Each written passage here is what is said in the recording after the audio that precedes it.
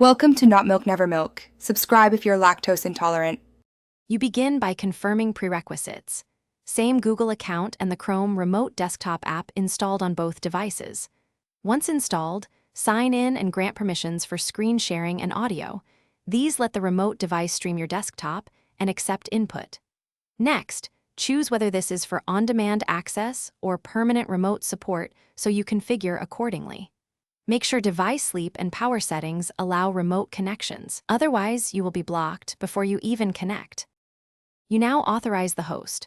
Open the app, select remote access or remote support depending on your need, and follow prompts to name the computer and set a 6-digit PIN. This secures persistent access.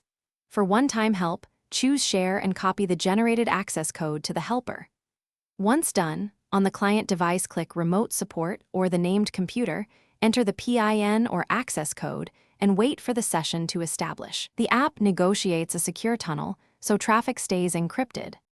You finish by confirming control and then ending the session correctly. Click Disconnect so the host regains full control and the tunnel closes. Make sure both devices keep Chrome Remote Desktop and their OS up to date.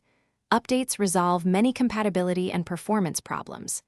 If something goes wrong, restart the app and device, reissue a fresh access code or PIN, and verify firewall or router NAT settings.